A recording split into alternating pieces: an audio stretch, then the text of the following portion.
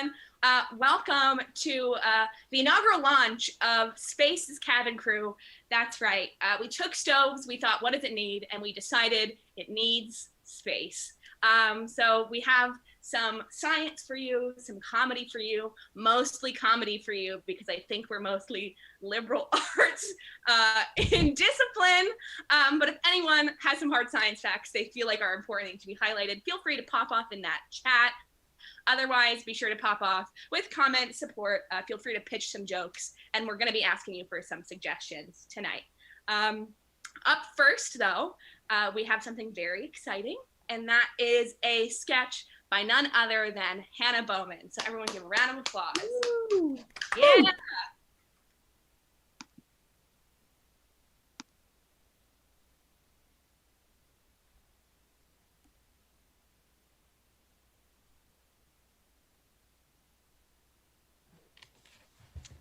Feathery ladies and goose down gentlemen, welcome to the Cronite Show.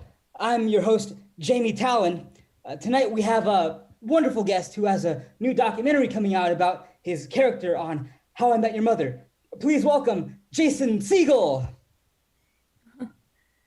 Thank you, Jamie. I actually go by Marshall now. I really appreciate being on this wonderful show in front of a well-rounded flock.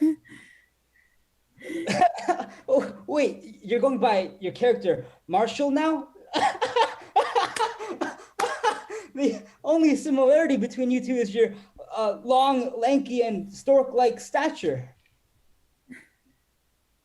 Yeah, very funny, Jamie. And yes, when this documentary came out, I decided to finally reveal how I've been Marshall all this time, for all these years, and plan to still be. And I'm that lovable, sensitive, fruity drinking guy who lives in NYC with my lovely wife, Lily, and no one can tell me otherwise. Well, Marshall, I'd love to hear about your experience filming this documentary alongside an old friend, Johnny Segel. It's me! It's Johnny motherfucking Segel, whose last name does not correlate to the feathery Hudson goal I am. How's it cooking, Jason, you numbskull? Hey there, Johnny. I'm doing fine. Jason, you seem a little nervous. Is everything all right? Yes, and just when I lost all this guy, I wasn't on the best terms with him. On the best terms? We was on the worst terms of service anyone could be. How so, Johnny? Well, first of all, this guy stank up Riverside Park with his loneliness after that chick who played Lily filed a restraining order against him for attempting to maintain the fictitious relationship that they had on the show. Because, you know, it's fake. Yeah, first off, Lily and I are on a break, and two, I just like being in the park, okay? Bull honky! I've seen you sleeping in the nest the nice goose couple created. They were just long naps, and they were after my emotional stress release events, okay? Come on, man. You were straight up jerking your gherkin in the park. So much for stress release events. No, it was actually me just crying after watching a plethora of How I Met Your Mother compilations, and maybe some of The Bachelor too.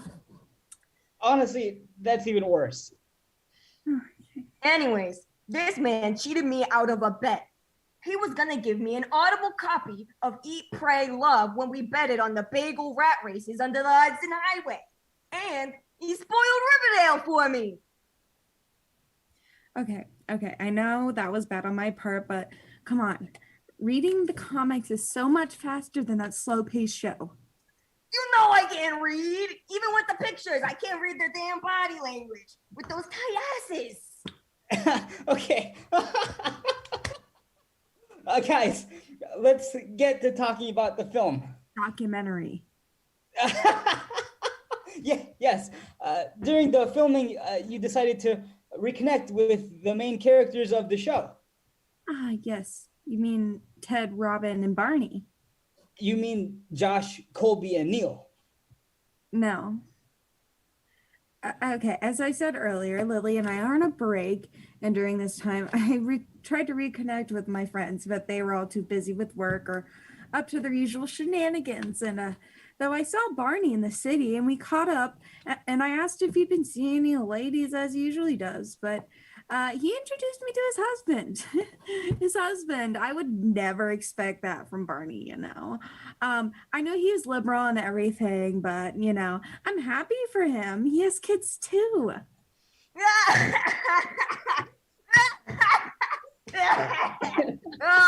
Oh, this guy's got a lot to work on in his noggin.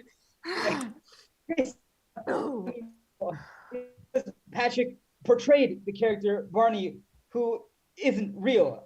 You get that, right?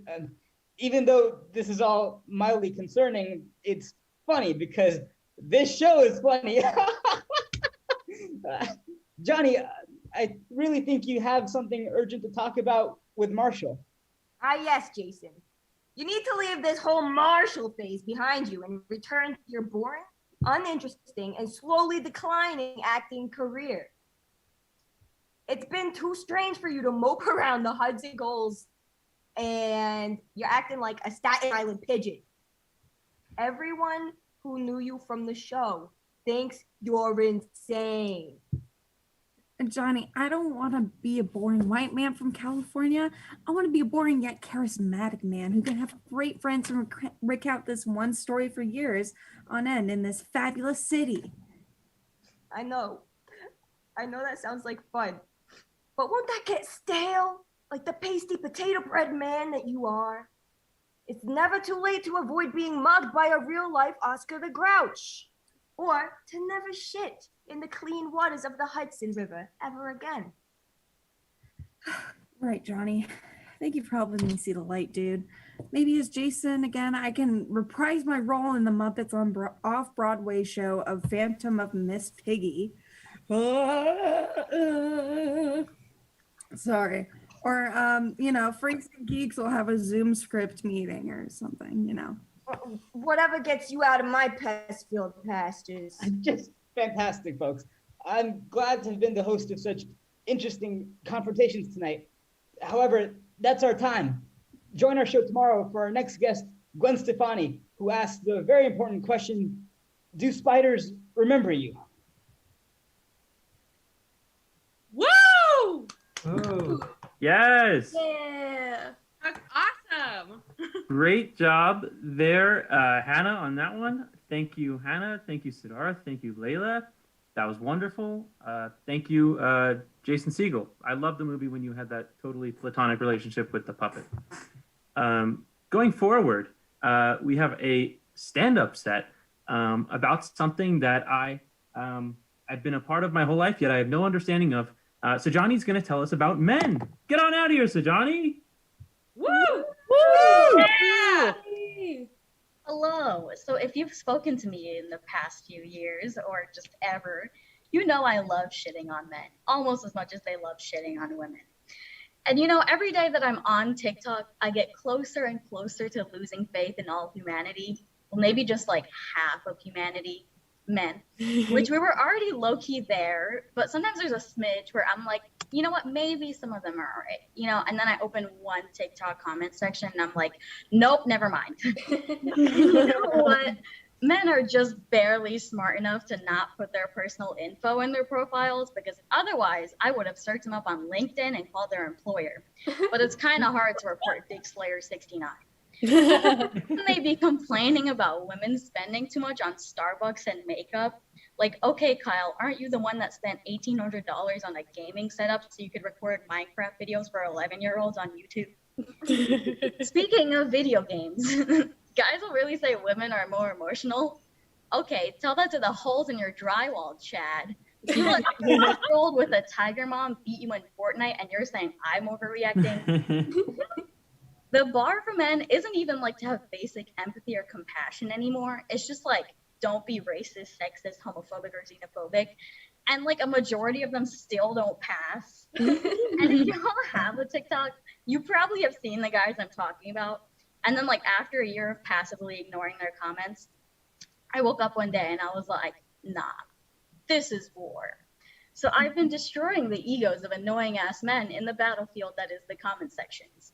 And let me tell you, this shit gets addicting really fast, and you have to be careful because it made me rage so hard that I felt like a dude that gets friend zoned on a regular basis.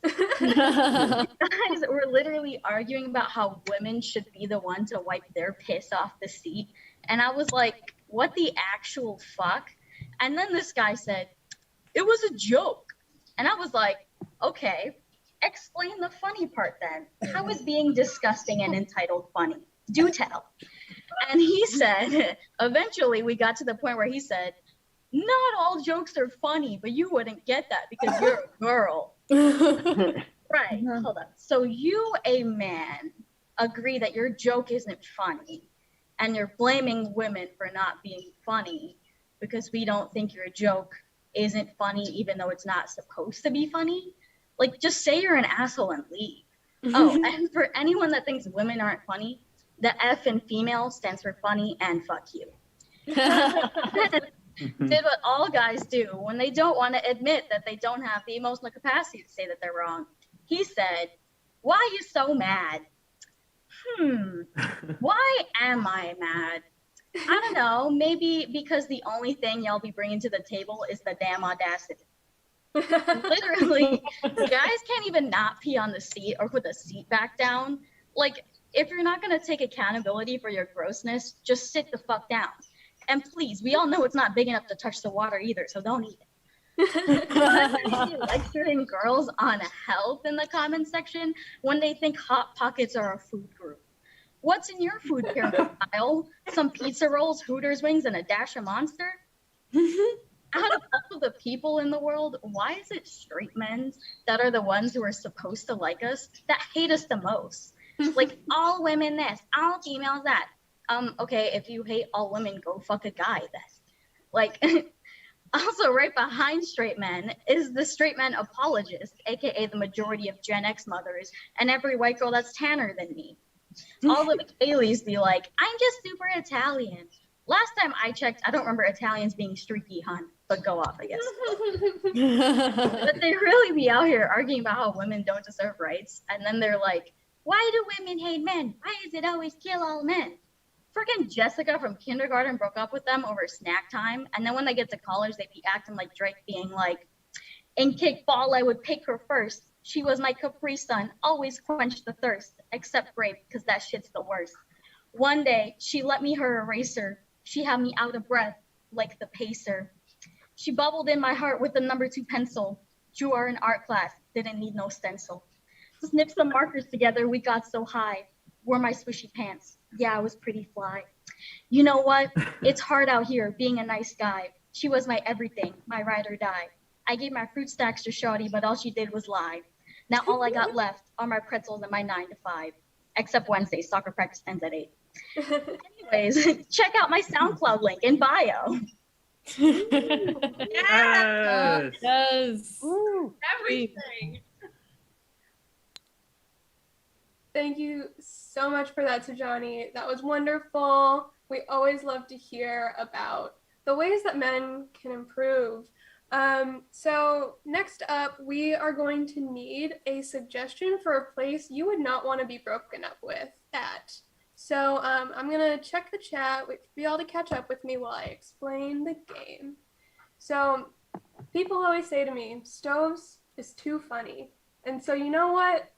Today we're bringing the drum. Allie and I are going to enact a breakup scene right here for you. It's going to be Oscar worthy. And yeah, so once we get a suggestion of a terrible place to break up, we can get this show on the road. But while we wait, how are you doing today, Allie? I'm doing pretty well. Didn't have class today, so doing pretty good. How are you, Julianne? I'm doing all right. I got some coffee. I put glitter all over my face, so Nice. I am so ready. Okay, the suggestion is church thank you to Eileen. And we will get started.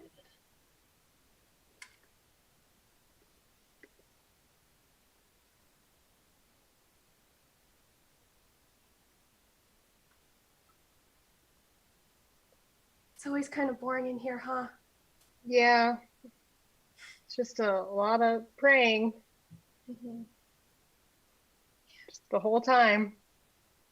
Yeah, thank you for coming here with me every day. I think Mhm. it's been really nice for our relationship, don't you think? Yeah, I did tell you that I am really uncomfortable in churches, but I'm so glad that you decided not to listen to that. Yeah, no, I'm so glad that you're here. You come every day. You're Mhm. facing that discomfort, and we're just growing closer and closer through God every day. Oh, okay. Yeah, through God, sure. Mhm. You know, I feel like I'm really hearing something. I feel like God's telling me right now that this just isn't gonna work. Um. Oh, that's really weird. Uh, God told me we were gonna get married, so Uh, I guess we'll have to pray on it. Yeah. I think maybe God got confused when he was talking to you. Oh, Because I got like clear signal on this is over. It doesn't work. Like, I don't want to go to church anymore. but you go to church every day. No, you go to church every day, and then I'm forced to go, and I just feel like I deserve someone who doesn't make me go to church every day. Um, but what about God told me our child would be named Jennifer, and what about Jennifer? Yeah. I hate the name Jennifer. You know that's my ex-girlfriend's name. Um, okay, I think that we're really confused. We're like not on the same page, and I just have been like on the same page with God for so long, and I don't think you are. I think God's been lying to you. oh, why would God lie? Because we are not going to end up together. I don't understand why you think this is a thing. Okay. Um, I just think we need to pray on it, you know, like I maybe just think we need to just like step out of the church and like, or you can stay in here and pray, and I'm just gonna like go get a slice of pizza or something. um, okay. I know that your favorite type of pizza is pepperoni, and it's Friday of Lent, so have fun with that. And But scene.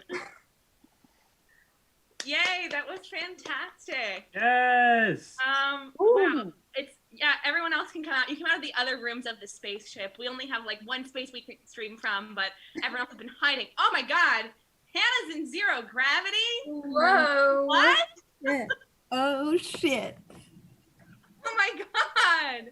Oh, That's absolutely wild. Oh, Julianne got it caught too. No.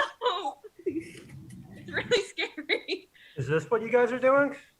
no, what I'm upside down. Gravity. Yeah, me too. Whoa. Whoa. Whoa. Yeah. What a wild ride we're all going on together right now.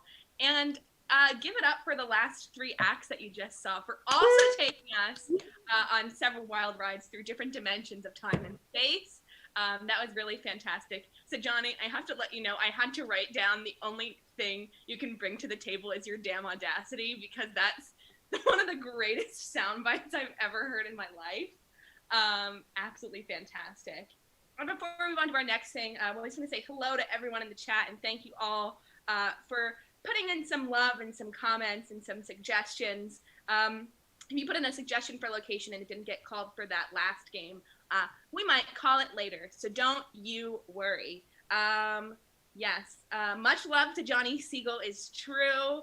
Meg, Sajani Meg says you're doing God's work. A lot of space station suggestions. We love to see everyone stay on theme. So great stuff happening. Can I also want to pose a question that we've had some intra club debates on this question, but I do want to get the audience's perspective. So 2 of the leading scientists in the field, who would win in a fight? It's Neil deGrasse Tyson and Bill Nye. Who's going to win the fight? Support your answer with evidence. Really excited to see your dissertations in the comments. Yeah, and this can be, we've discussed it all. This can be an intellectual battle, a physical fight, physical, like hand-to-hand combat, a dance battle, a rap battle, a singing, a sing-off, whatever competition you envision. Feel free to let us know in the chat. But another thing that we have that is super chat worthy is the game we're all going to play together. You know it. You love it. You might have written a joke for it or told a joke to a Stoves member that you know outside of a show before. It is Sex with Me. Yes. Woo! Exciting. So much arm movement. I love it. Yes, Meg, fist fight street rules is an option for the Neil deGrasse Tyson, Bill Nye fight. Let's get started. We need a suggestion. If we can get a one-word comment from anyone. I know we just asked you to do two things at once. So it's step one, Neil deGrasse Tyson or Bill Nye. But also, can we have a one-word suggestion, please? I'm so happy with the debate that's happening already. They're already arguing about it. And it's actually Bill Nye who has the bachelor's, believe it or not. Yes. Don't get it twisted. I can't tell if spelling bee is one of the many battles that Bill Nye and Neil deGrasse Tyson will have, or if it is a suggestion for Sex with Me. I think we can take it as a suggestion and just get started with that. So, yeah. Let's just get started. Sex with Me is like a spelling bee. It leaves me confused and in front of a group of people. Sex with Me is like a spelling bee. I always start crying. Sex with Me is like a spelling bee. You'll do better if you study beforehand. Sex with Me is like a spelling bee. There's a Disney Channel original comedy about it. Sex with Me is like a spelling bee. Can you say that in a sentence?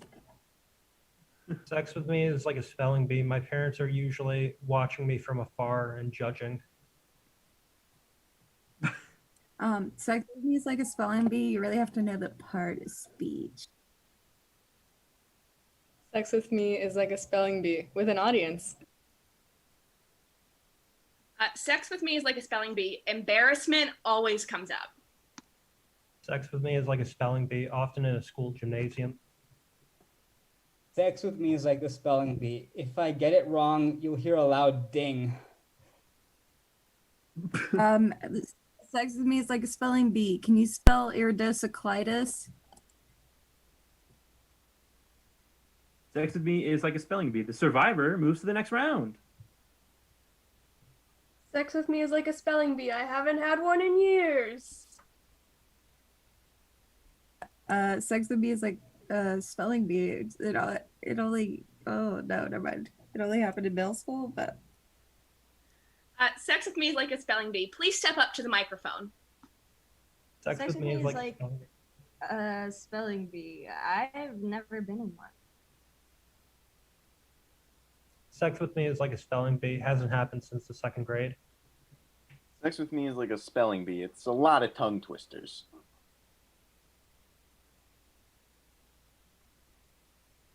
Sex with Me is like a spelling bee. The prize I won was disappointing. Sex with Me is like the spelling bee. That one girl, Rita Corey, always won every year. What the hell?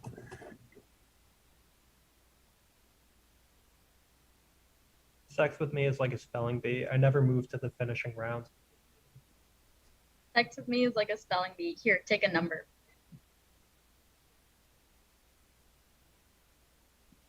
Let's grab another suggestion. This is from Stoves alum Adina Fradkov. Toothbrush is the suggestion. Sex with Me is like a toothbrush. It gets in all the right places and crevices.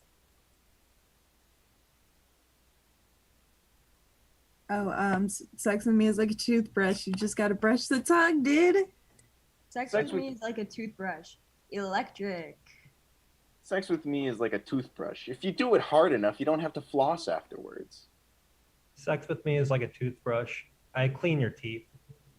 Sex with Me is like a toothbrush. I use that one called Phillips.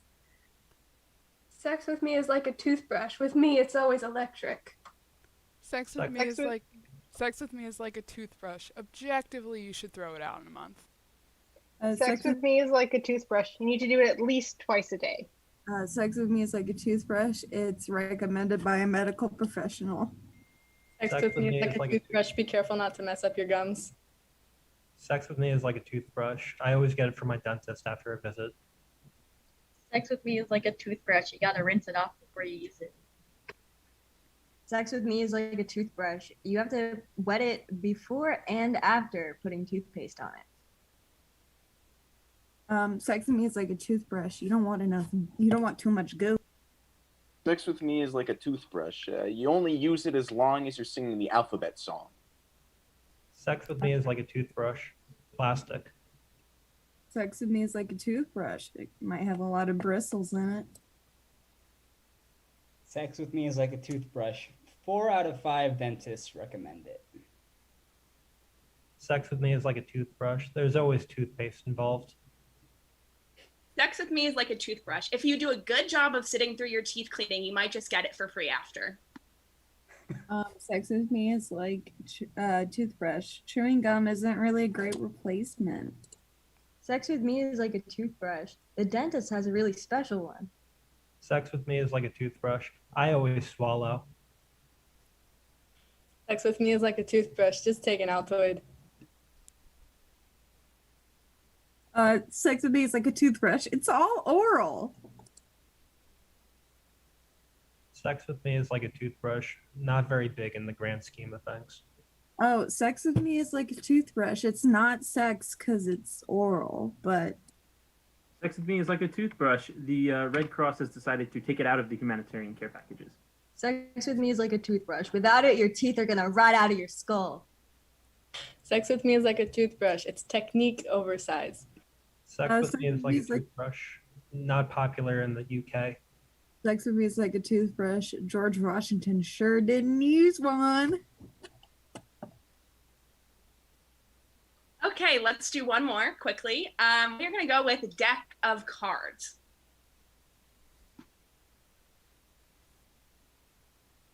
Sex with me is like a deck of cards. I'm in a magician's pocket any day of the week.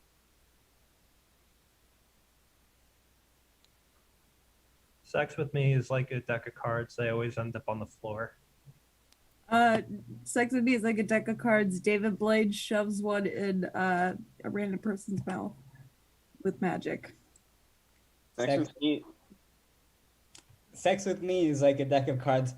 I guess I gotta use the hand I'm dealt. Sex with me is like a deck of cards. You gotta shuffle it up and spread it out.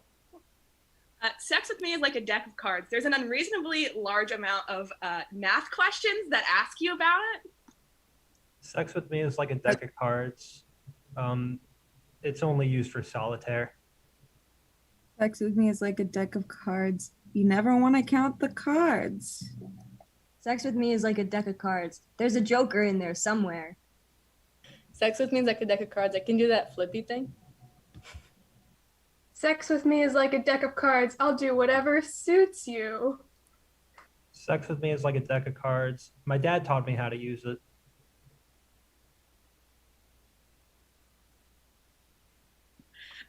Sex with... I don't want to say it now. Sex with me is like a deck of cards. It's all coming up aces.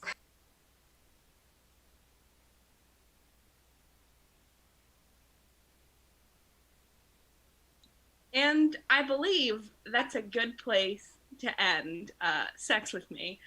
Thank you everyone for those awesome suggestions. If you have your own joke that you didn't hear, but you're like, why didn't anyone say that? Feel free to place that in the chat. In the meantime, it seems like... Natalie, there's been a murder. There has been a murder. I repeat, there has been a murder. Everybody, evacuate the premises immediately. I will fill in the audience on the happenings. Please leave for your own safety. Please. Folks, this is not the drill. Whatever, or alarm. Whatever makes it sound more serious. My name is Sheriff Possum. And yes, I spell sheriff that way. I've gotten some reports on my radio. Yes, it works in outer space, that there's been a murder aboard the International Space Station. This is not a laughing matter, not a joking matter. There are 3 people, I hear, my department has told me, on this space station. 3 people and 1 dead body. And I'm getting to the bottom of it. I'm in my space pod now. I should be arriving at the International Space Station any moment. And I'm going to get to the bottom of it. The murderer knows who they are because they did it. And the other 2 folks, well, I don't think they know who the murderer is. Okay, we've arrived. I will go back from noir version to normal version. Hello? Is anybody in the space pod in here? Hey, Space Joe. Stay there. Stay put. Yeah, I wasn't gonna move. Okay, I didn't need the attitude. You two, what's your story? Hello? Someone's dead. Neil Armstrong is dead in there, and you're just sitting here? Yeah, Neil Armstrong, the biker or the space guy, whichever Armstrong. Which one is it? Is he a biker or a spaceman? I don't know. Yeah, the one that one? he admitted to doing steroids on Oprah. Remember? Yeah. Oh, you're just gonna play dumb with me today, huh? I'm gonna give you about sure. Shreve Possum. Funny The guy. space guy. Funny guy. Space Joe, I got my eyes on you. You know that? Okay, I got my eyes on you. I'm going to give you 30 seconds to get your story straight, all right? Talk amongst yourselves. Yeah. Listen, I don't like it when there's funny business on my ship. And Neil Armstrong being dead, that's some funny business. So. It's a little funny. I was piloting the ship in the captain's quarters. What were you 2 doing? I'm not supposed to be here. You guys took off. I was fixing the hydraulic fluxers on the Earth, and I got trapped, and I'm up here. I'm very far. Well, here's my question: who did you think was gonna fix the hydraulic thrusters when we got up here? You were kidnapped, man. Like it was part of the plan. It wasn't even an accident. I fix them on the ground, and I get off the ship, and then you go up. I'm not. Now you're here with Space Joe, and regardless, we're thankful for your service. Okay, all right. I hope you guys have had enough time to acquaint yourselves because one of you shoved the dagger into Lance Armstrong's neck. I don't know who it was, but I pulled it out. It was not a dagger. It was a wrench. Wait, Lance Armstrong is dead too? I thought it was Neil. I made this clear in the beginning. Neil Armstrong, the astronaut, and Lance Armstrong, the cyclist, are both dead in the space pod, and you're laughing about it. Together? What are the odds? I think it was a Romeo and Juliet thing. I saw some fan fiction about their lives together. But who messed with the flux capacitor the hydraulic jig, yeah. Probably the maintenance guy, not gonna lie. Captain Quist, how'd you know what I meant to say so quickly? I know everything that happens on this ship except for apparently the murders. Convenient, huh? Maintenance man, shouldn't you be doing maintenance or something? I have misplaced my wrench. I don't have my wrench. Did one of you take my wrench? Space Joe? Wrench? Like, what's it look like? You don't know what a wrench is? Well, it depends. What does it look like? It's silver. It's got a grip it like so, and you put the. You mean like this kind of thing? Yeah, that's the wrench. Yeah. I haven't seen it. There's blood on it. What did you do? What? Blood? On the wrench? On my favorite wrench. On your favorite wrench? That sounds like pretty incriminating for you, man. For me, yeah. You have it. Maintenance man, stop pointing the finger, dude. You're in a bad situation right now. I don't have my wrench. Space Joe has my wrench. It's your wrench, man, and the blood is on it. You own the wrench. You own it. You have the deed. I don't have it in my possession currently. But you had it when you were killing Neil and Lance in their lover's den. Mm-hmm. No, I love Neil and Lance. They were kissing, maintenance man.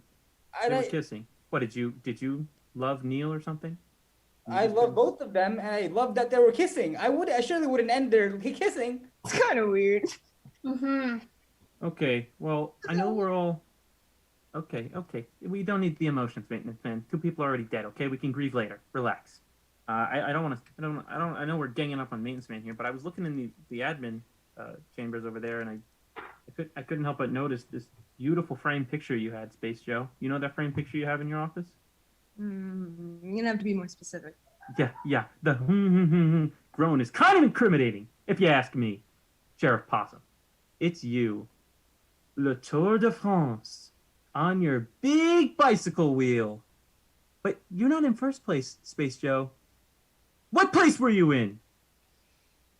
I was in third place because Lance and Neil both entered the race, and one of them is not even an astronaut, but I don't remember which is which anyway. But they both should have been dead, because then I would have been in first place.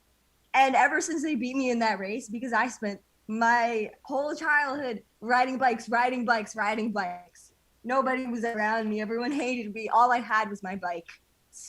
Plural. I had multiple bikes.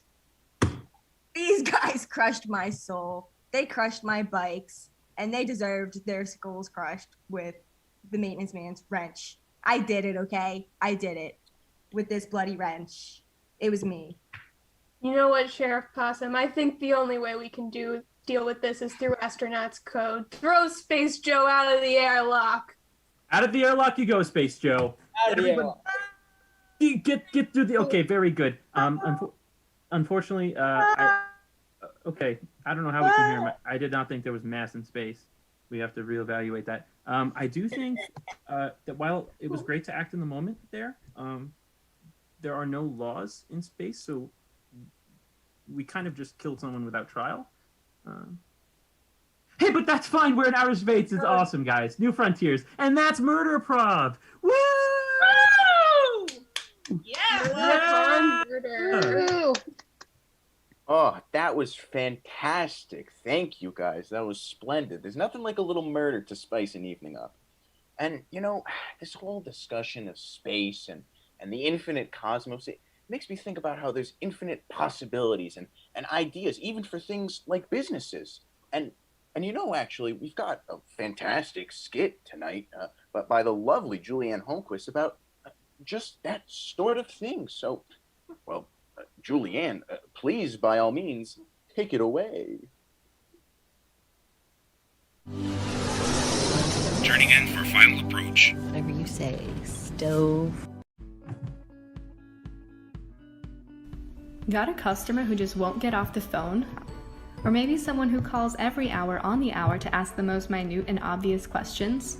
Or someone who is so incredibly insistent on talking to the manager that they forget you are the manager? We have just the person for you. Hi, I'm Karen. And I'm also Karen. I, too, am Karen.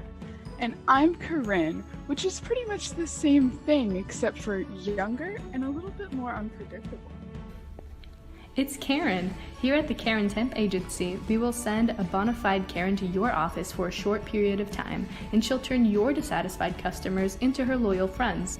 She'll tell your customers things like, "You're right. It is not that hard to follow instructions." That's right. You do not deserve to be treated this way. I get it. When you pay for a service, you should get what you paid for. People shouldn't blame you for holding them accountable for what you were promised in the terms of agreement. You should honestly just sue or set his car on fire. Oh my god, my brother-in-law Jason can totally help with that. Whoa there, Corinne. What? I was just telling her that. The best part about the Karen Temp Agency is our around-the-clock service. We guarantee that if a call lasts longer than 45 minutes, Karen will already be calling your difficult client her bestie or gal pal, and they'll make plans to meet up after work, fully distracting your client from the reason she called in the first place.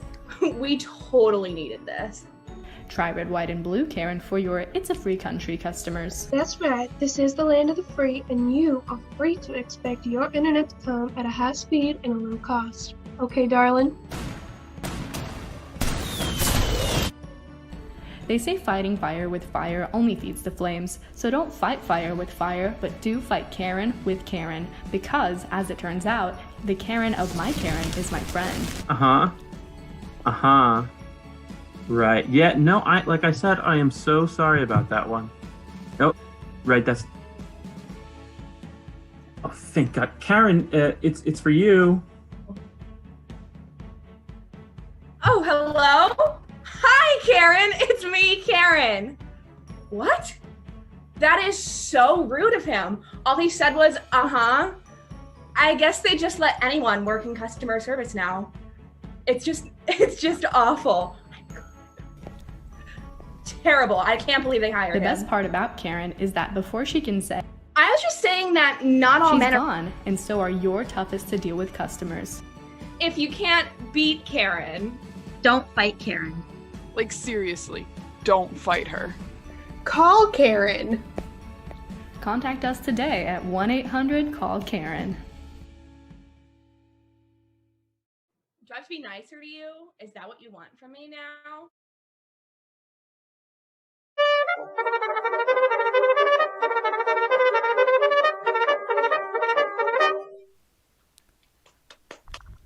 Welcome back, everyone. Let's give Julianne a huge round of applause for writing and editing and all the work that she did on that sketch. So fantastic. Yes. Wow. I think we've done a lot of murder in Stove's shows, but I don't think we've ever had arson before. So that's something new and exciting to see in Stove's material. And speaking of things that are confrontational, let's see how Neil and Bill are faring in the chat. I know that happened a while ago. We asked you for it, but let's just check in. Meg says stalemate, unstoppable force meets immovable option. That's a great observation. That's exactly what, yeah. Can I say that we're literally friends and we had the same thought, so like we're meant to be friends forever. XOXO Meg, love you. I'm so happy for you that you found your soulmate through this question in the Stove's chat. Let's see. I want to highlight, I'm sure you were going to do the same one, but of course, returning with the bangers is Michael Brennan saying, Neil would kick some DeGrasse. Oh, it's pretty good, Dad. I liked that one. Fantastic. And Maddie's asking for more arson, so we will keep that in mind for coming shows. Yeah, thanks, Maddie. We can always use your wisdom, so we really appreciate having that guidance. Yeah, pop off in the chat if there should be more arson in Stove's shows or not. Fire emojis? Yeah. Oh yes, get the fire emojis going. That sounds like a lot of fun. Let's see. Who else is here? Let's see. Sharon Brennan, yes, you are clapping. We see the clap emoji, so thank you very much for that. I think David clarified this earlier, Eileen, but Neil deGrasse Tyson has a PhD. Bill Nye is only has a bachelor's degree. So I don't know if that factors into your thoughts at all. I think it's about the experience. That's true. I'm sure Bill Nye had a great college experience. He was probably on the football team. I can't speak to that. It's possible. You know they love those long and lanky folks in football. Here, my sister and her husband, who's a football coach, are watching. So, Brendan or Emily, if you have any comments on whether or not Bill Nye would play football in college, feel free to hit up the chat with that as well. I think it's important to mention too. I think you said it earlier, Natalie, that the it's not just of the wits or of the fists. It's also of the feet. And Bill Nye was on, was it Dancing with the Stars? He was on one of those dance shows. So yeah. Something to keep in mind for the dancing challenge.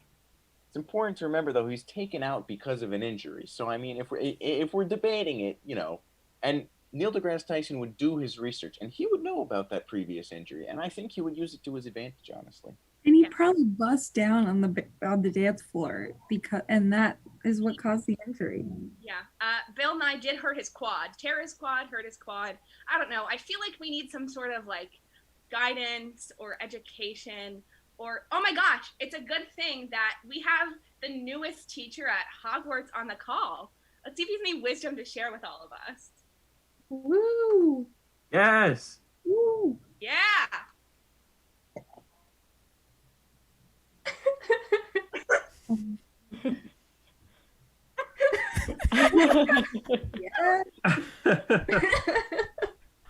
Oh.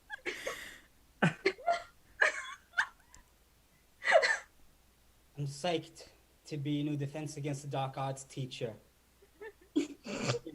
Hogwarts, Resort and Casino. Sorry, Hogwarts School for Witches and Wizards.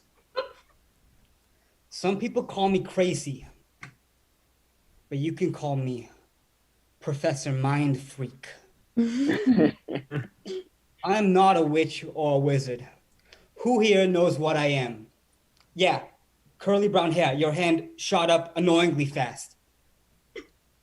Wrong. Not magician. 10 points from Gryffindor. I'm not a magician. I'm a mind freak. I'm not an illusionist. I'm a mind freak. I'm not like your other professors. I am a mind... What was that? Yeah, you in the green, blonde, arrogant, youth-looking child. What are my qualifications? Ever heard of something called Cirque du Soleil's Chris Angel Believe at the Luxor Hotel and Casino? No? What about Chris Angel Mind Freak at Planet Hollywood Resort and Casino? You haven't heard of that one either? What, your parents never took you to Vegas?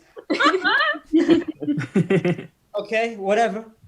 Professor Dumbledore hired me because it seems your previous teachers have either died or gone crazy or was a werewolf. Me. I'm not a werewolf. I'm not crazy. And I can't die because I'm a mind freak.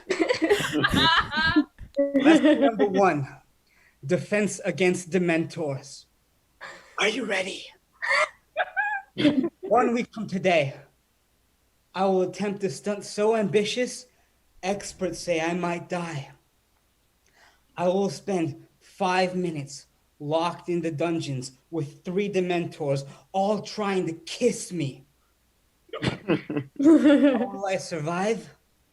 By regulating my breathing to drop my body temperature so low that the Dementors think I'm dead already and have no soul left to suck. You might think I'm crazy. You're wrong. I'm a mind freak. Next Tuesday, 7 p.m. in the dungeons. It's going to be live streamed globally, so tell your friends back home to tune in. You, with the freckles and fiery red hair, what's something that scares you? Spiders, really giant ones. You have giant spiders here in the Forbidden Forest. Okay. Lesson number 2, defense against giant spiders. Are you ready? 1 week from today, I will spend 5 minutes in the Forbidden Forest. Experts say entering the Forbidden Forest is forbidden. How will I survive? Levitation. If I levitate above the spiders, they can't get to me. You might think I'm insane. You're wrong. I'm a mind freak. Levitation is a fairly simple illusion. All I need is to be hooked up to a crane. What was that? You already learned a levitation spell? Smartass, how do you levitate? And flick? No, what is that? There's no swishing or flicking of anything involved. I'm harnessed by high tensile wires so thin the audience won't notice I'm on cables. Levitation is a trick I popularized on the television program Chris Angel Mind Freak. You've probably all heard of it. 6 seasons on A&E. What, didn't you pay for cable? What was that? Yeah, you, 4 Eyes. You got something to say? You think this is rubbish? Don't you want to learn how to be a mind freak? No? What the hell do you want to learn then? How to defeat Voldemort. Okay. I've heard of him. I'm told he's cold, powerful, and ruthless. A villain who won't stop till he's conquered death itself. That he's way more successful than you, and some have even called him the hottest name in magic right now. Yeah, Lord Voldemort is to you all what David Blaine is to me. For those of you who don't know, David Blaine is... All of you know who David Blaine is? And not me.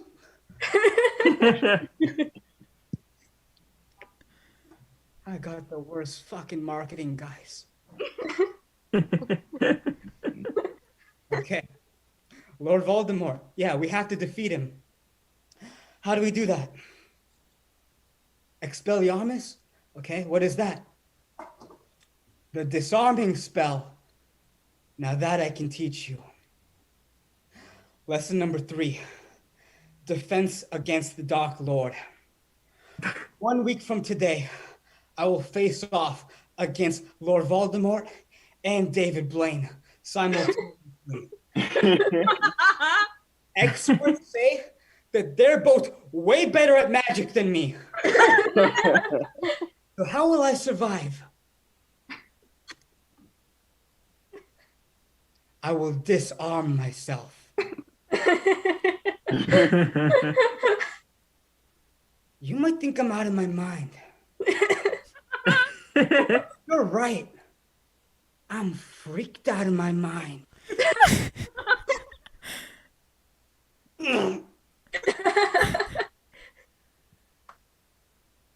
Woo! Yes! Woo! Show some love for Professor Mindfreak. Mindfreak! He's 100% getting it in the chat already, but we love Professor Mindfreak in the call too. Woo. Oh my gosh. So many oh my gods right after Siddharth's entrance. I mean Chris Angel's entrance. So we are going to play one of my favorite games. It's called Last Line, and we're going to have a 2-person scene. They're going to be saying some crazy stuff, and our other members behind the scenes are going to hear one of those lines and say, I like that line. I'm going to start a new scene with that last line. So we are going to get a suggestion to start for our first 2 actors. Meantime, I'm going to take a look at the chat. Yes. Maria T says, best Zoom lecture I've ever had. My parents are simultaneously clapping or waving, not 100% sure. That's a clap. That's a clap. We've established.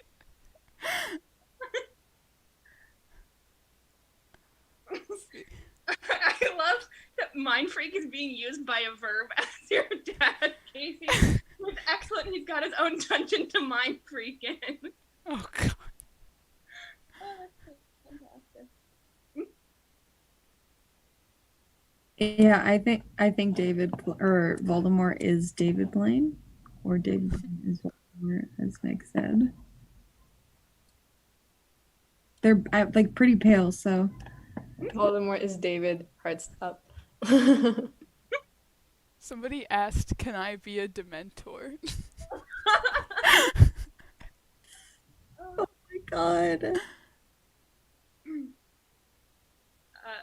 Feel free to pop off in that chat, everyone, with your suggestions. We're happy to keep commenting on all of the love that's happening for this show so far, but yeah, if you want to give us a sweet, sweet suggestion, that's also something we would welcome.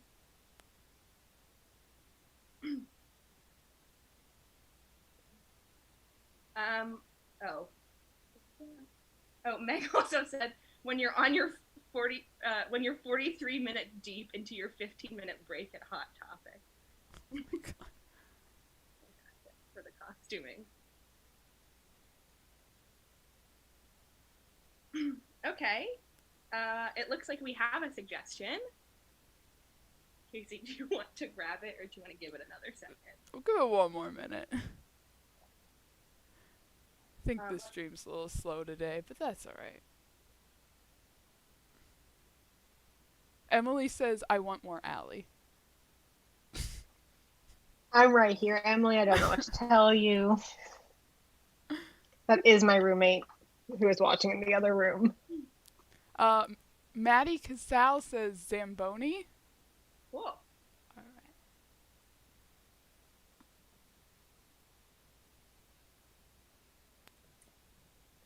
All right. I know it's your first day at the ice rink. Yeah. My name's Jonathan. What's your name again? I'm Jeffrey. Okay, Jeffrey. We're gonna learn how to use Zamboni here.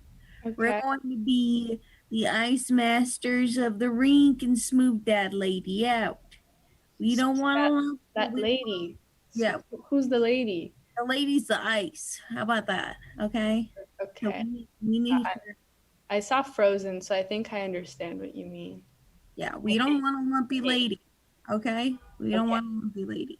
So first, you want to take these keys. Mm-hmm. You want to take these keys. There you go. Yeah, I know. I got him. Okay, Yeah. Thanks. I threw them at you.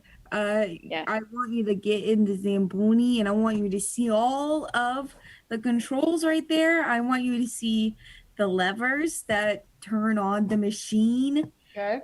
And the steering wheel right there. That controls your direction. And then you have a button.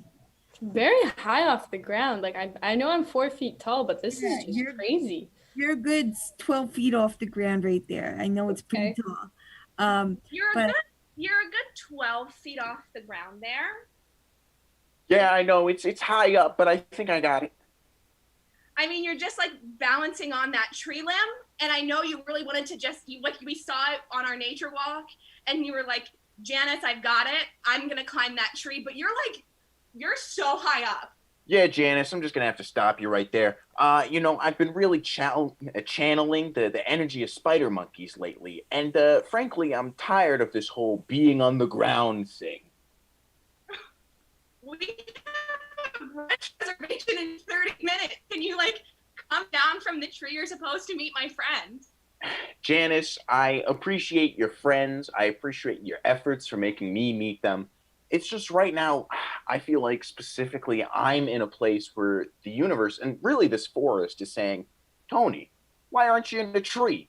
And so sure enough, here I am in this tree. Tony, you said that to yourself before you climbed the tree. Stop walking so close to the edge. I know, but I'm kind of an on-the-edge guy. Yes, I know you're off the cuff. Yeah, I'm kind of, like hanging 10, living loose, wild card. Janice. Yes, I saw that photo on your profile.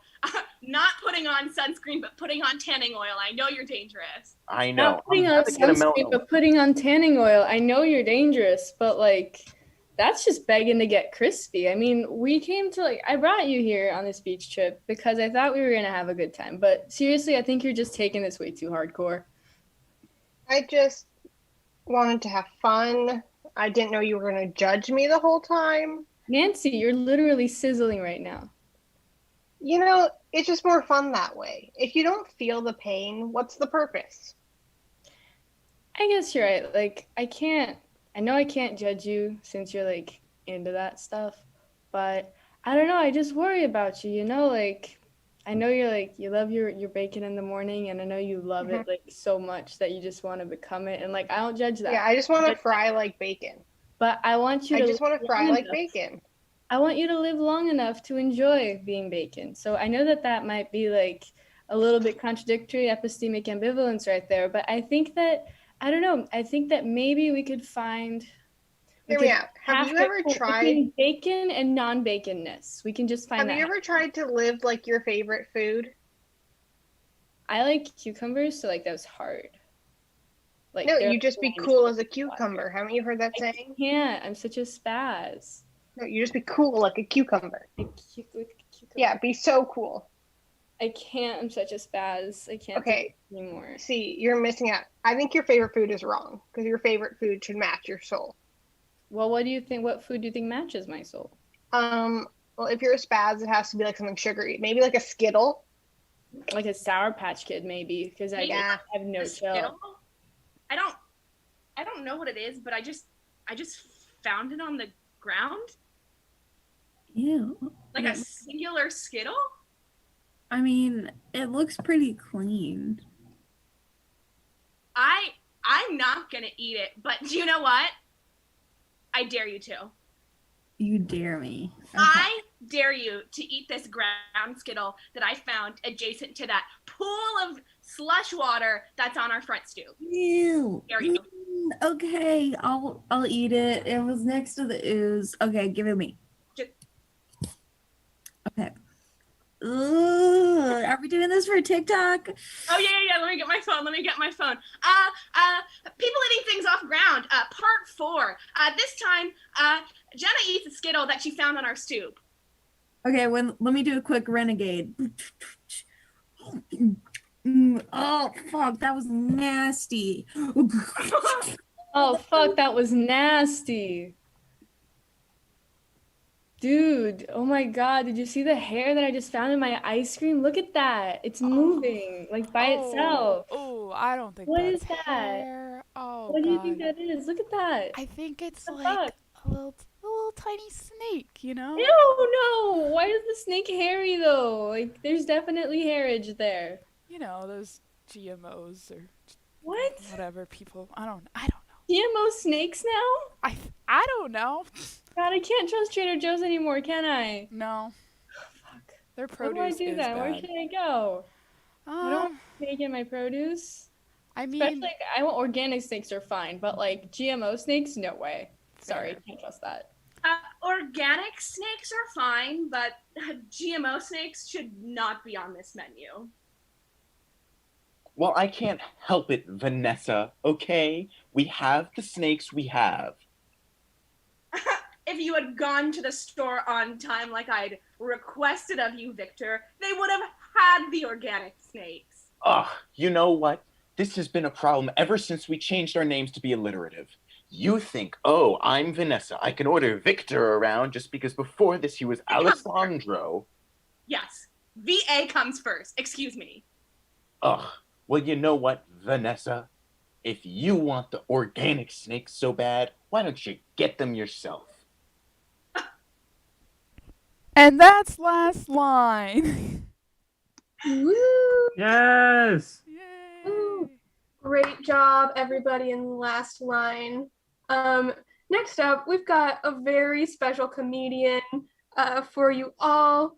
He is very tall and very talented, and he is going to tell you about how he is smooth with the ladies. So get up on here, Stefan. Yeah! Yes. Hello. Yeah, I'm Stefan Valente, like she said, and I'm going to be talking for the next 5 or so minutes. So let's just hop right into it. Sexting's pretty weird, right? Yeah, I mean, like everyone here knows what sexting is. I assume. Show of hands. Who here has sexted before? It's worth noting that I can't actually see if any of you are raising your hands right now, but I'm going to roll with the assumption that everyone is, and everyone's smiling now and clapping, applauding. If you're with a person, maybe clinking glasses together, like, oh, yeah, cheers to that. Maybe looking at the camera. I'm going to assume that you're doing all of these simultaneously. So, but yeah, sexting's pretty weird. I think we can all agree on that. I've had a couple weird experiences, and I'm going to talk about one in particular that happened relatively recently over the summer. So this girl slid into my DMs, which is very rare for me. You see, I'm not usually one that people seek out to attain. I'm usually I don't want to say that I would be the attainer because that would suggest that I myself attain, which I don't usually. I guess I would describe myself as just existing. I'm an exister. But yeah, no, she slid into my DMs and you know what I'm saying?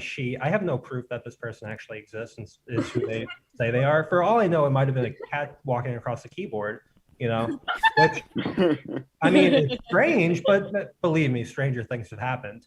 So, you know, she messages me and she says, hi, conspicuous enough. I don't answer. I've got to play hard to get, but also I think it's spot. But then they followed up. They're like, how tall are you? And, you know, she's playing to my pride. Of course, I answer. I say, yeah, no, I'm like 6'3", 6'4". And she's like, wow, that's so big. I'm only like 5 feet tall. What's your shoe size? Okay, well, I mean, I answer. I tell her I wear a size 15 shoe. It's very big. I'm very proud of it. And, you know, in my head, I feel like, okay, I know where this conversation is going. You know, she's going to be like, wow, big shoes. You know what that means?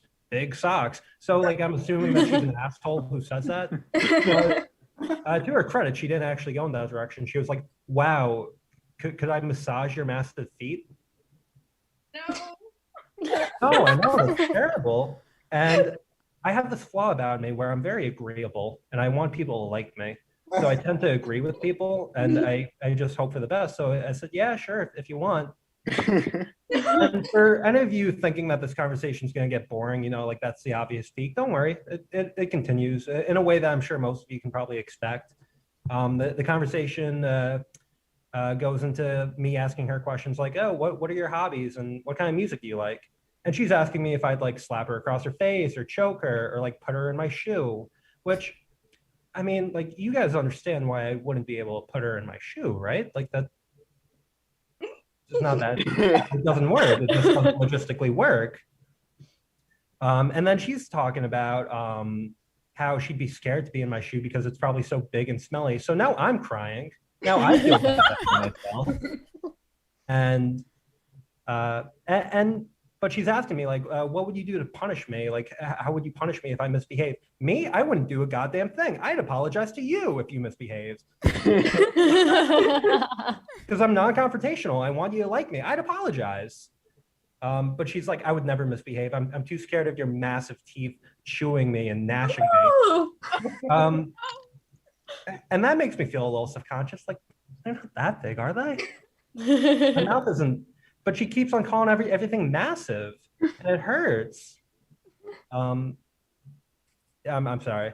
And which I mean, and then she's asking me questions like, well, like what turns you on? And I'm like, I'm trying to be sweet. I'm like, well, you do. You're very pretty. And she's like, oh, that's so sweet of you. Would you stick one of your massive fingers in my ass? Oh, I wouldn't. I'm a good boy. I wouldn't do that. She's like, what would you like tie me up and beat me? What? Who heard you? No, I mean, I answered yes. I was like, yeah, sure, I could tie you up if you want. I didn't say beat her, but I was like, I could tie you up if I want, which is a goddamn lie. I don't even know how to tie my shoes. Bunny ears. But she proceeds, you know, she's like, would you like beat me though? I'm like, oh yeah, I could be like a little rough with you if you'd like. And she's like, cool, I'm what? I'm like, yeah, me too. I'm clearly out of my element. I don't know what's going on. I mean, and then she asked me like if I have any friends who I would want to like shrink down also and like put in my other shoe. I'm saying, no, honestly, I can answer that. I don't have anyone in my life who I'd want to shrink except for you. By the way, running with the assumption I can shrink people, now I'm a wizard? Huh? And I'm asking her, like, do you have anybody who you want me to shrink? And she's like, yeah, my friend who's 6'8". Huh? Why not ask him to be your giant man? Why are you asking me to shrink you down and be a wizard man? I've come to the conclusion that I think I offer the best inverse ratio of height to self-confidence. I think she really struck the jackpot when she messaged me. And first off, she said for me to shrink him down to 4 inches tall. First off, that's too big of a thing to have in your shoe. That's like walking on an action figure all day. I wouldn't shrink him down. If I could shrink him, I'd shrink him smaller. I'd shrink him to a grain of sand so I don't notice him in my shoe. Why would I shrink him down to 4 inches? What a specific height. It doesn't make any sense. So one good thing that came out of this, though, is that I realized I'm not really into any of this, which, you know, count your blessings. We went down the litmus test of all the kinks, and I came up negative for every single one of them. Thank God that this experience didn't awaken anything in me. Because I don't know if you can tell, I already have a pretty tough time with the would And I have to imagine it would get a lot worse if I started every conversation with, hey, nice to meet you. What size shoe are you? I'd rather be in the ground than into that. Well, I mean, because obviously ankles are really where it's at. Yeah. Wow. Yes. Okay. Woo! Again, the chat is just popping off. Michael Brennan, no, you're a mind freak. Thank you, Mike. Thank you, Mike. Yeah, fantastic. Adina says you're a wizard with words, Stefan. And thinking of things that are like truly magic and ephemeral, those would be emotions. And we here at Stoves, as performers, we're all very much in good grounded contact with our emotions at all time. And so these three performers are going to run through the gambit for you of different emotions. I'm going to call them out so they can have to change. And we're going to play a game called Emotional Baggage. So all we need to get started is a one-word suggestion in the chat of something that is not food related. So one word can be anything at all of something that is not food related. Oh, there's a foot emoji. That's something I didn't need to know, but I just found out. Maddie, is her friend LeBron James? I don't know, but I think that's a good scientific guess. That's a good hypothesis, and I wonder if we can test it at some point. Well, I guess I just get to be here alone with all of you audience members while waiting for this one-word suggestion to get us started in a three-person scene. I can keep you company while you wait, Natalie. Oh, thanks so much, Julianne. Isn't it so nice to have a friend? It's so nice to have a friend. And so nice to have a friend like you here in space together in our somewhat matching outfits. I know. We both have the little like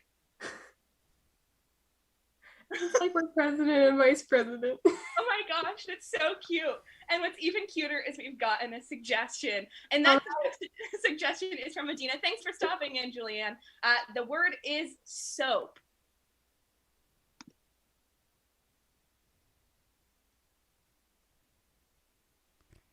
Do you have to use soap so aggressively? It's the only way I know. Okay, I mean, I know, like first day on the job, you want to do everything perfect. I understand that, but you've been a great employee today, and I think you can calm down on the soap a little.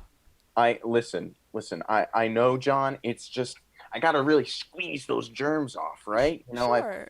I'm gonna be honest. Angry. I hate these germs, and I hate the potential that they're ruining my first day at Applebee's. And I will not let them ruin that for me. I've been waiting for this too long, and I worked too hard. Listen, I understand. And you know what? Seeing your dedication to Applebee's, I'm angry at all of the other employees. Why don't they squeeze their soap like that? I don't know. Hey, I'm Grimy Gary, and I'm angry that I haven't been seated yet at the only Applebee's in Pennsylvania. New emotion. Gloating. Yeah, and it's pretty cool that I'm in the only Applebee's in Pennsylvania. No big deal, huh? Well, we're glad you're here, Grimy Gary, but guess what? This is the only Applebee's, supply and demand. You're gonna have to wait a little bit. That's okay. I'm great at waiting. I'm awesome at waiting. That's fine. I'm cool at waiting. Yeah, Grimy Gary. Well, see if we can get you a table at some point. Because, this is a pretty exclusive Applebee's as far as Applebee's go. New emotion. Nervous. Okay, I appreciate that. I'm just so dirty. I'm so smelly. I didn't want anybody to notice. It's just we've never had such a filthy, stinky boy like you come to an Applebee's before. It's just, I don't know what to do. Charlie, this is our only customer at the only Applebee's in Pennsylvania. Please, I'm really nervous that you're gonna, John, don't scare him, okay? Do not scare him. Don't worry. I'm gonna not bring up the germs. I'm not gonna bring up cleaning things. Nope. I'll put away my isopropyl alcohol. It's nothing. Do I just stand here? Am I standing in the right place? I'm in the wrong place, aren't I? No, you're fine. Naughty. Well, I am pretty dirty, so I figure I'm in the right place. Oh yeah, you Pretty are. boy. Why don't you take a seat at table 2? Slide Oh, into Right that. this way. you sure my grime's not a little too much for all the people in the Applebee's? Oh no. Just get right in there. Ooh, that's quite a spacious booth. Maybe one of you employees could join Grimy Gary? New emotion, rejection. Fine! Don't join me in the booth! Hey, Well, good. sorry, I don't interact with customers like that. Right, ever. But not with someone named Grimy Gary. Gary, it's my first day here, and I'm not going to spend it in the booth with someone as grimy as you, frankly. New Come on. emotion, bodacious. I'm feeling really bodacious right now. You know that? Do you know what bodacious is? Because I do, and I'm feeling a lot of it right now. Oh, I'm so bodacious, bro. And frankly, I don't think you can bodacious with the rest of us. My bodaciosity is just like so bodacious. Hey, waiter, Garcon, can I get some bodacious for my bodacio, please? I don't think you can handle the bodacio. The ratio of bodacio that we're about to give you. In the Applebee'sio in Pennsylvania. Right. New emotion, high. But why can't we all just, get along? Yeah, man. Dude, I own this restaurant. I could just order whatever I want. We could all just eat endless. What does Applebee's sell? Breadsticks? We sell Apples, breadsticks. dude. Oh shit. Oh, these apples are so good, bro. Oh, you man, know what? Not how I should have showed it to my first day of work. I'm cool. Scene. Yay! That was a little package. How fun. Come on out, everybody who wasn't in that game. We're going to do one last round of checking in with the chat, our newest segment in Stove Shows, which I have just coined somehow. And let's give another round of applause to Casey, Charlie, and David for really making themselves vessels for the emotions that I was calling out. Particularly that accurate, heart-wrenching depiction of bodacious. Shout out to Julian, the English major, for these SAT words. It's not an SAT word. Do you know what? In the scheme of emotion words and emotional acting, it's an SAT word. That is way too hard. You sold bodacious. I felt bodated after that performance. Bodacious. Mm-hmm. The ratio of bodacio was prime. Thank you. We're getting some love for Philly in the chat. Yeah, we are. Woo! Yeah, Maddie agrees David is really selling bodacious. Wow. Yeah, Philly Love is right. Wow. Thank you all so much for being so active. And if you're wondering where we are in the grand scheme of things, we've almost completed our mission. We have one set left in tonight's show, which is very exciting. Yeah, way to go. So if anyone has anything they'd like to, share at this point or debate at this point, or maybe set up a forum that would make that happen. Well, Natalie, I think I can take the reins from here. First of all, I'm just going to say, for everyone in the audience, we're going to need a one-word suggestion going into this next skit. And, I got to say, what I love about this forum is the true democracy that comes from it. It's people speaking their truth and being heard. Because it's time for a town hall. And we're going to get a lot off our chest. So in this forum, we're going to be debating something. We're gonna find the truth. Going to find the reality behind or we're arguing about. And once that one-word suggestion comes on in, you know, that's what's gonna pop off. I'll say that much. And just like to give this some context, we actually don't allow any discussion of real issues in any Stoves meeting ever.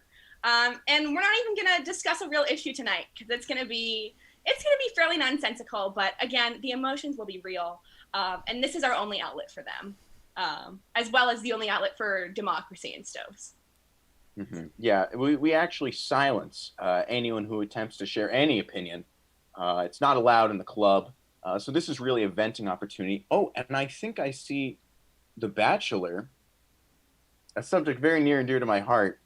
I don't know how I could not select that as the topic for this town hall. So this is going to be a town hall on The Bachelor.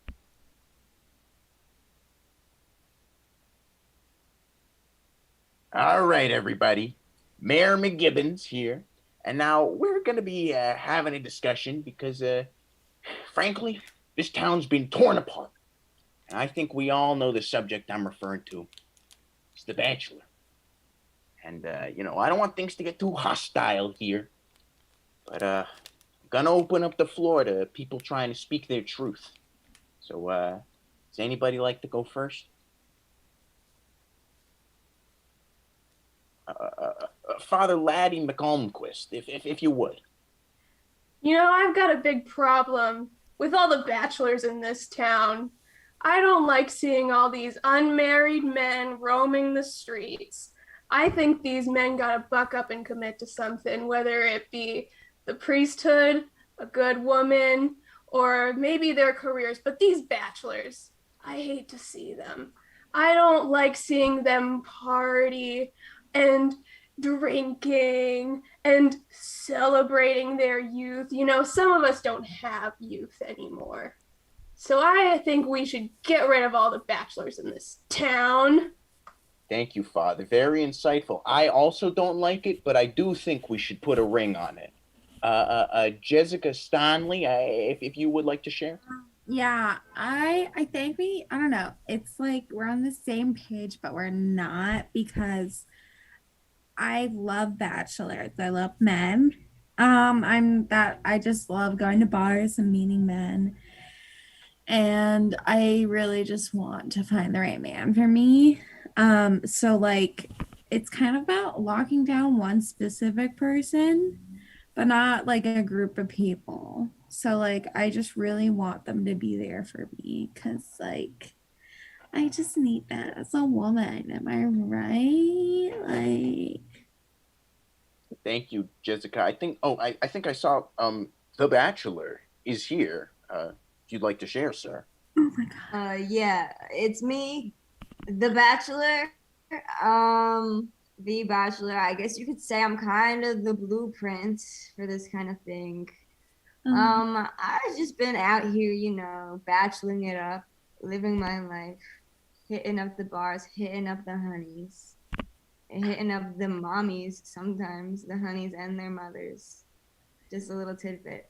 But, you know, enough about me. I don't know why everybody's just coming at me in this town hall meeting. It's a little bit crazy because I'm just living out here. I cover you in a different way. And I actually brought my mom with me to this meeting. Yeah. You said you're hitting up the mothers, but the only time you hit me up is to drive you to these town hall meetings. Okay. Let's settle down, please. Decorum. I believe Ken from the Woods was next. Ken, you had something to share. Yes. As Ken from the woods, the local woodsman, as it were, I live alone in the woods, and I am a bachelor of a certain persuasion myself. However, I do have something to report. As a fellow bachelor, I would like to complain that the bachelor has been taking up his babies and honeys and mothers, as it were, in my woods, and I would like to start a turf war with the bachelor, because I think it's just crossing jurisdiction lines of who can hit up what and where, and so I wanted to bring that up. These are my woods. I'm Ken from them. Turf war accepted, to be honest. I'm like mad excited for whatever we got planned here. I'm so excited to duke it out with you, man. Listen, if you two are filing for Turf War, you're going to need to fill out the forms down the hall. This is not the opportunity or the time to declare such a thing. There's forms that can be filled out. There's procedure. Jessica, please, just. Wow, Jessica. I guess that's all you had to say. Just flipping off the man. I just wanted the bachelor's phone number, okay? Yo, girl, I was just about to come in and say that you're looking fun as hell in that over there in your corner. Okay, let's settle down. Let's settle this down, please, please. Ken, yes? Mayor McGibbons, I came from the town hall next door, down the hall, where you pointed at, the town hall down the hall, and they told me to come here, so I don't like this bureaucracy loop that we have going on. And Jessica, you and I were like, I thought we had a, okay, I guess. We had that one day. Thing, but I guess it meant less to you. Yeah, we had that one day at Taco Bell, and I just wasn't feeling it. I was like super blasted too. So like, it's just not my thing. And I just tell girl, I'll only take you to White Castle because I know. you're my queen. I have a more. I can't afford White Castle. You know that. I thought you liked me for me.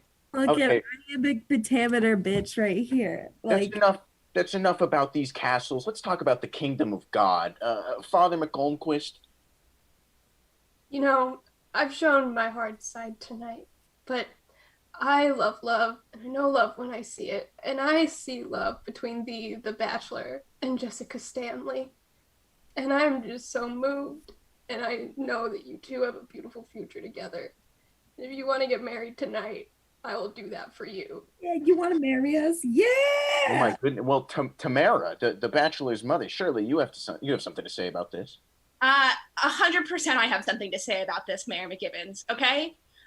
Jessica, you just need to be in for a rude awakening. I will be driving you to every White Castle date because Jason, aka The Bachelor, doesn't have a car. So I hope you like a Toyota Camry from 2007. Mom, stop. We'll buy a moped. Really ruin everything. Oh, I'm going home. I'm waiting in the car actually because I can't drive. I'm out of here.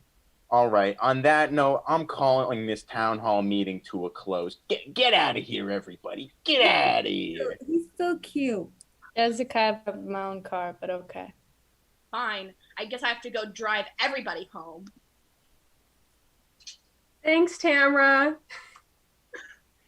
You're welcome. And that's town hall. Yeah. Wow. Woo. We did it. What a wild ride we've all been on. Traveling through space. We did improv in zero gravity. Just kidding. We didn't, but we did do a transition in zero gravity, and that counts for something. We've seen so many people, heard from so many people in the chat. Meg has posed a new question that I would like to ask all of you in Stoves. Who would win in a fight? Ken from the Woods, The Bachelor, Neil deGrasse Tyson, or Bill Nye? My money's still on Neil. Yeah. I don't think 250 pounds. He's a goddamn unit. I don't think Ken or The Bachelor bring anything new to the competition. I think it's still between Neil and Bill. Did you see how ripped Ken from the Woods was, though? Show it off. Thank you. I would not have wanted to be the other person filing for that turf war against Ken from the Woods. Oh, they were going down. Yes, things did indeed go down in that alternate timeline. But in this timeline, things have went down and things will go down at a different date and time, which is going to be our next show, which is Feminist Comedy Night in 2 weeks on March 26th. Yes, wild. This was our first kind of hybrid virtual show for the pandemic. So a year later, see where everybody is. But in the meantime, let's give another round of applause for everyone and their work that they did tonight. Fantastic job. Hey, Stoves, what's one thing you liked about tonight? What's one joke that somebody said that really made you laugh? Or something that someone did that made you smile? You know, I don't think I'm alone in this, but I think Siddharth's beautifully haunting portrayal of Chris Angel, I think will stick with me for the rest of my life. I think that's an impression that really did it for me. Heart react for that. Yes, heart react. Oh, yeah. Mine is Casey's amazing technical abilities. Yes. Yes. Heart react for that. Heart react. Thanks, Mine, mine would be Mike Brennan saying in the chat when the Chris Angel bit, and Chris Angel was asking, "Do you all know what I am?" He answered, "Muggle." Oh. At one point, Juliana said, "That's just begging to get crispy." I didn't know what it meant, but it made me laugh. I also love the rhyme of the ratio bodatio. That was fire. Yes. Yeah, I like the bodacious part a lot. I think bodacious is a great just feeling. I'm really basking in it there. I like Sajani's respectful talk about men. Yeah. As a man, I feel seen. I like that Stefan brought up the possibility that any stranger on the internet talking to you could just be a cat running across the keyboard. Never don't think about that. I liked Charlie as a silent audience member in Hannah's sketch, disappearing, coming back to gasp, and disappearing again.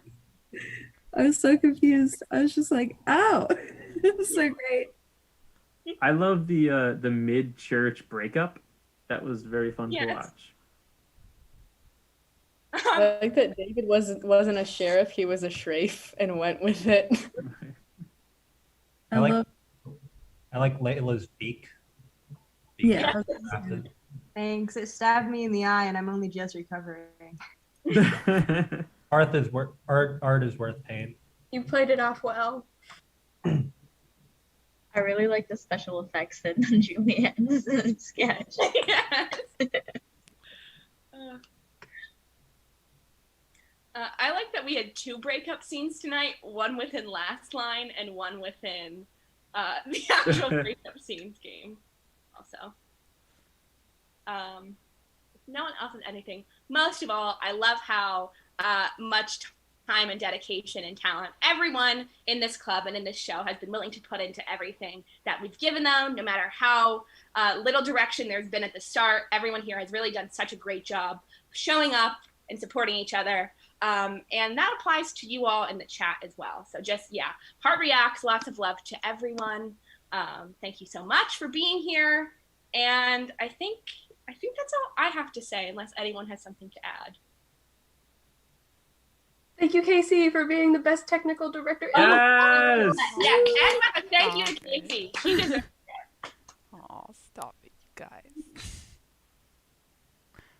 Okay. I think, feel free to connect with us. Hit us up on social media at Stove's Cabin Crew on everything. Facebook, Instagram, Twitter, YouTube, Gmail. Let us know. I know. That one shocks most people. Thanks for coming, everyone. Bye. Bye. Bye.